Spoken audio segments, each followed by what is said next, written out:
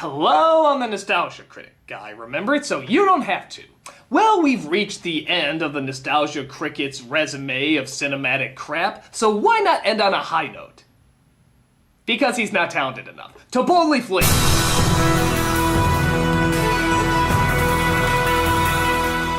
Like sci-fi movies? You won't after this. This film does for science fiction what Disaster Movie does for disaster movies. References left and right while never figuring out why they need to make them. Last minute drama to make up for their lack of comedy, and of course, we come full circle, seeing a guy who started from his parents' basement make a video exploding empire, resulting in him going back to his parents' basement. Need I say more? Sadly I have to. This is To Boldly Flee. We start off with the NC feeling depressed over the loss of his friend Mati. Of course, he waits an entire year never referencing this in any of his videos, but for the 4th year, I guess he figured it's time to think about him again. Hello? Hey, Film Brain. Nostalgia Critic! How wonderful to hear your voice! My tea, you know? I never thought I'd end up missing him. You're probably feeling guilty. Nah, that's not it. No, that would require development. And ironically, we're probably gonna get way too much of it in this one. Nostalgia Critic? Yeah? You're under house arrest. He finds he's being placed under house arrest because his old friend Turl has somehow acquired legal action. And I will not rest until he faces the cool hand of justice! Give him credit for not doing any jokes with a lawyer who represents illegal aliens. But you know if they thought of it, they would.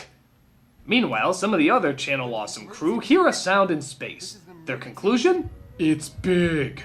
Whatever it is, it's gigantic. Is it me, or does it look like it's getting bigger? Thank God we spent 2 minutes on that scene. Things get even stranger when apparently Spoonie's mind has been possessed by the mind of Mati, which forces him to do god-awful impressions that will later be surpassed by other god-awful impressions. Help me, Critic. Take me home.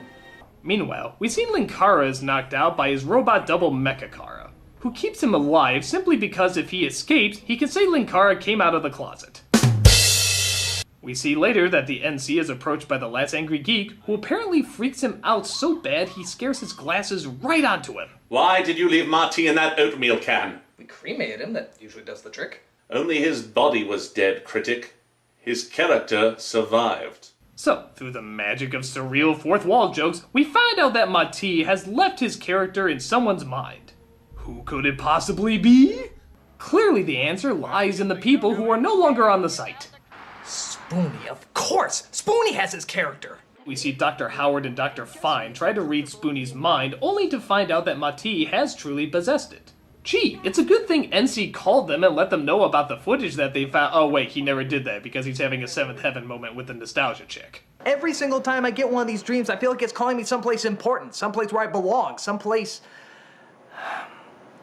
where I can make a difference. I just can't get enough of the NC telling us how he feels. Does he do it anymore in this special? You know, just because a woman's talking to you in a comfy chair doesn't make this a Barbara Walters interview. It's gonna take a Flight of the Navigator knockoff to knock off this funk. Of course, wormhole theory. It's the only way he could travel. It's the only logical explanation. Spoonie, where is the hole? Just point to the doll and tell us where he touched your hole. What's he doing? He's searching through star charts. Our computers don't have this information. Your computers don't have any information on Jupiter? Mati starts communicating through both Spoonie's mind and NC's computer in the hopes of really doing nothing more than scare the living shit out of them. How? By blowing up their computers, which somehow shows smoke damage and debris in one shot, but not in the other. Subtle bastard. But a prick named Prick has come in to steal Spoonie for an evil corporate executor, which this movie seems to think always wears evil robes and talks in threatening voices. Well, at least they got something right. Unplugging him from the machine the scientists made. Wait, are they scientists or doctors? Maybe they're ice cream truck drivers. Regardless, unplugging that seems to cause all sorts of chaos around the world. Zool, motherfucker! Zool! Yeah, I know, as if enough Ghostbuster references weren't made. The NC decides enough is enough and beams in his fellow reviewers to his house, where he asks them for help once more. Please! I'm begging you here. Well, it would be good of us to help out our fellow reviewer. There will be no one left to watch our reviews. And then there will be no one left to criticize. And then we won't get paid! And we can only afford one more of these anniversaries anyway! So they go to their scientist friend, Dr. Insano, who for someone who doesn't want to help them was sure nice enough to let them inside, and explains what's causing all this chaos. A plot hole. Forwards is backwards and backwards is forwards. It's a gateway to madness and it's out of control.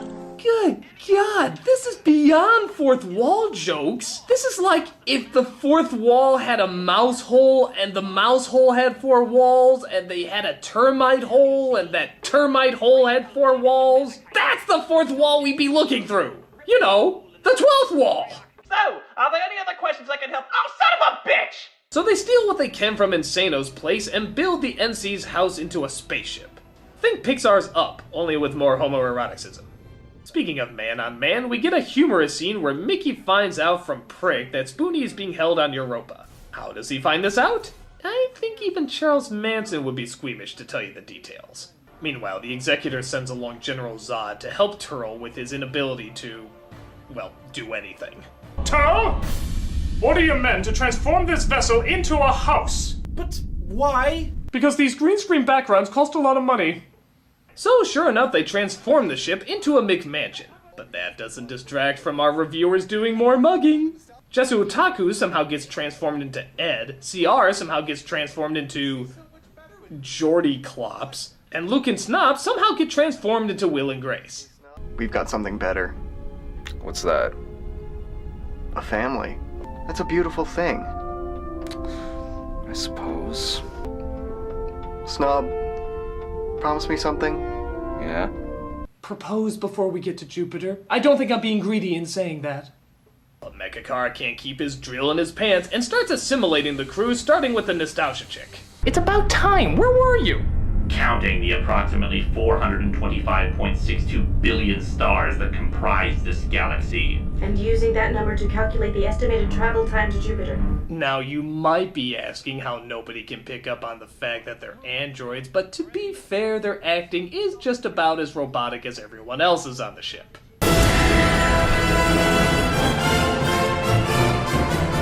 So they finally reach Jupiter and send 3 crew members down to rescue Spoonie, just as the SS Leatherbar shows up.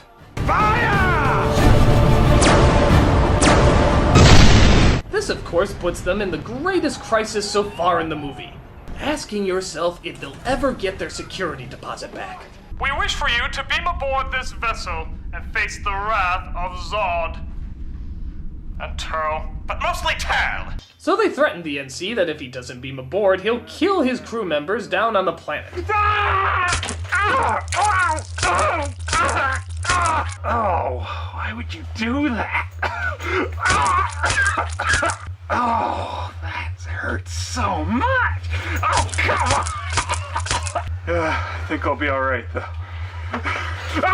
Jesus, even the people from Family Guy would say this joke goes on too long. This is worse than that time I random thing with that famous random thing in the non sequitur cutaway. You remember that, Lois? What does it matter? We showed the clip. But his red shirtedness caused him to come back, as they work on a plan that, you know, is long and complicated and really just exists to give you some slapstick. So, here's some slapstick.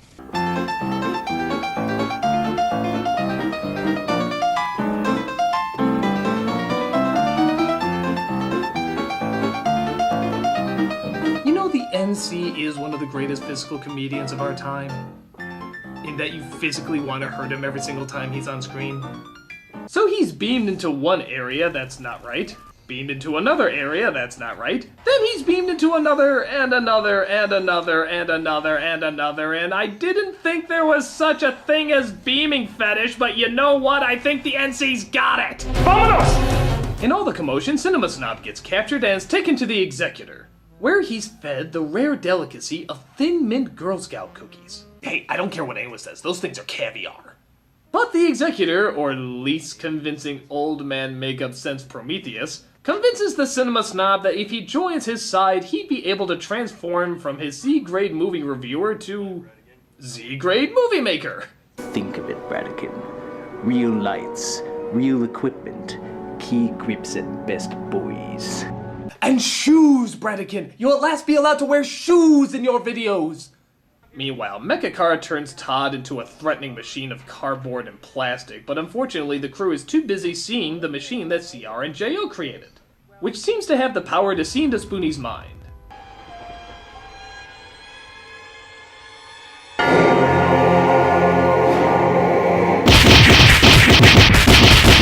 Grows out shot.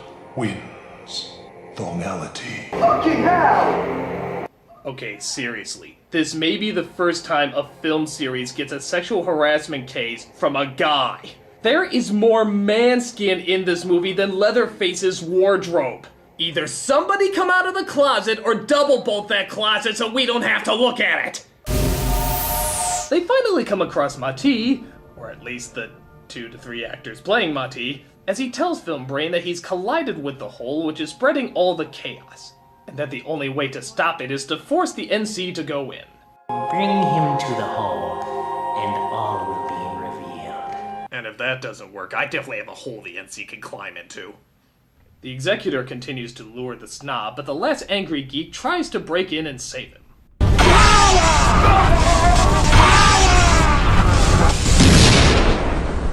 Boy, this special is blood happy. How come the people who often specifically talk about sci-fi in their reviews are the first ones to go in this movie? I will do whatever you ask. Cinema Snob turns like a flapjack and is suddenly evil now, which is good because it's just in time for Film Brain to learn about it. The world will crumble before the power of the death bomb. Wow, Matthias the plot hole can do just about anything through the power of implausibility, so much so that you kind of wonder why he doesn't just destroy the NC to begin with.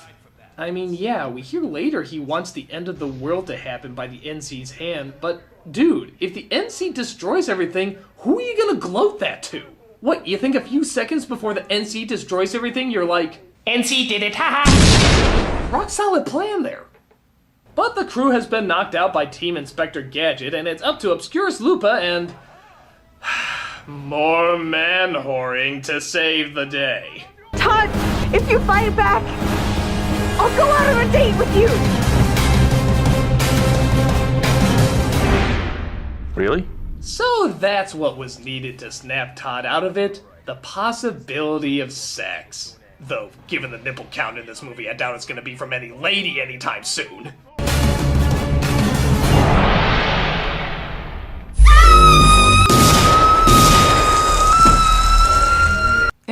He's still not as bad as Gene Simmons without his makeup. So Film Brain fills them in about the Executor's evil plan and how the Cinema Snob is now on his side. It looks like the only thing to set this right is a cameo brought on by the leftover budget money for a last-minute plane ticket. Help you I can. Gives him a zap of movie brain juice, which demonstrates the power of cinema, as opposed to just the crap. For every 24 Phantom Menaces, there is a Return of the King. For every 2-bit Shyamalan, a Stanley Kubrick is born. For every realization that Where the Wild Things Are is a brilliant movie, there's another realization that maybe The Dark Knight Rises was incredibly stupid. I'm ready. Zod and Turl start celebrating their victory while the rest of the team beam to their separate locations to try and distract them. And good luck getting this fucking song out of your head for the next 2 weeks. I'm a distraction. Bring satisfaction. Keep your eyes on me for what you're gonna see. Distraction. Actually, if you look on the back of your DVD case, you'll find there's an extra recording of DuckTales just to help you out with that. This leads to explosions, fire, mugging, ripping off scenes from movies that honestly aren't even really that iconic, and also the NC entering the plot hole to find a desperate plea to find the writer clever. And in the anniversary, I write in that you go inside this anomaly, and the only thing I could think of that'd be really cool inside the anomaly is if you meet up with the writer. Me. I saw Charlie Kaufman try this, and film study classes are still pretending like they know what he's talking about. We also see a fight between Cinema Snob and his apprentice Luke.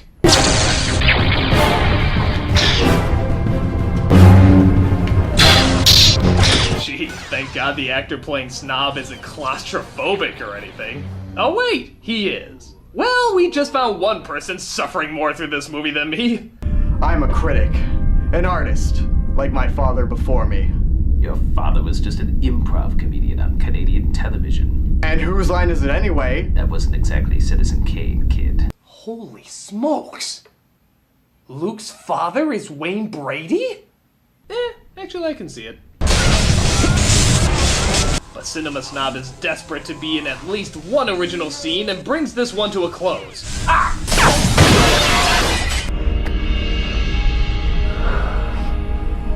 Come on, kid. Some films are worth fighting for. The ones not premiered online. Filmbrain and Sage go in to try and fight Mati as well, but Mati is certain that the NC will make the choice that will destroy them all. Every character has a purpose. If not, why would you write them? I don't know, I've been asking that all throughout this entire movie. It's up to you.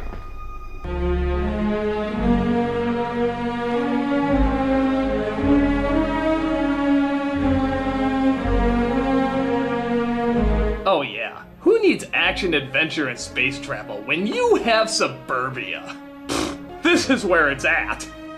And here we go.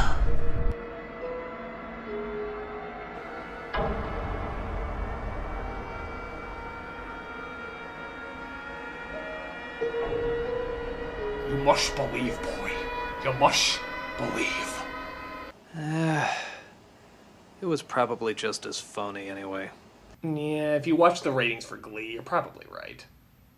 So the NC makes the right choice and even manages to say he's sorry to Mati, which warms his heart so much he finally decides to leave and be at peace.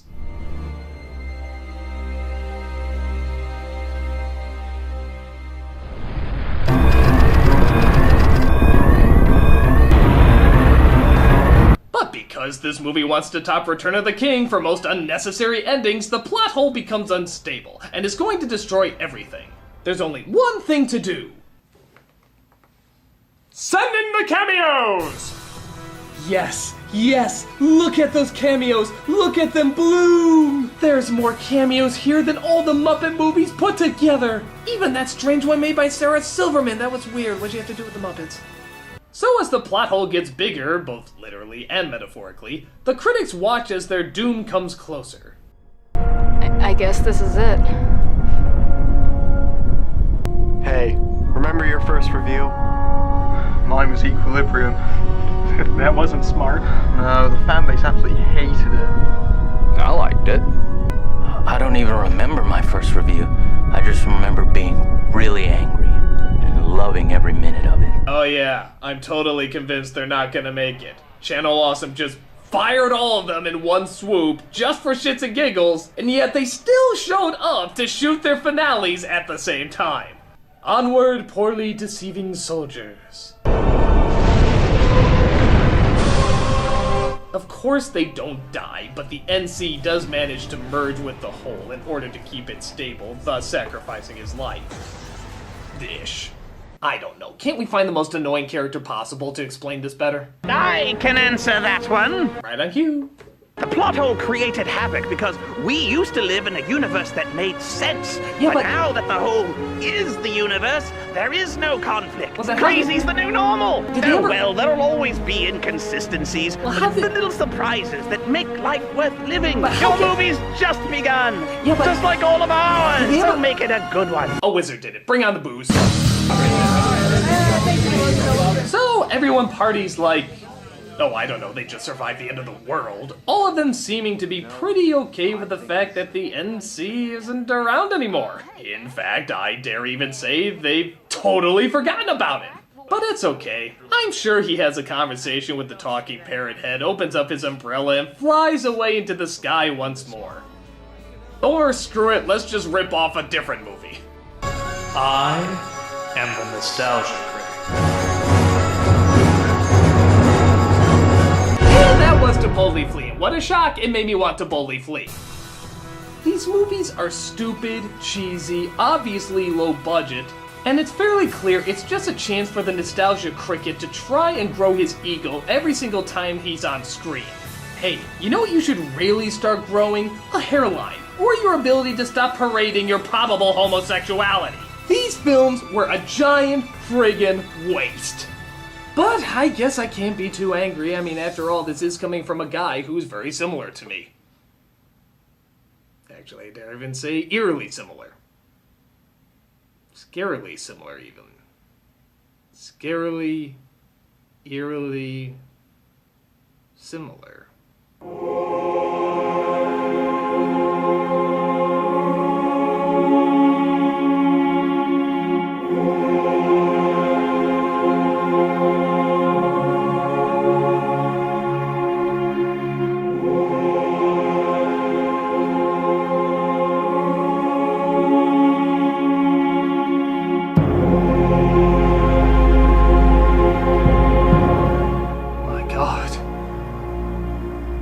Nostalgia Cricket is, and always has been,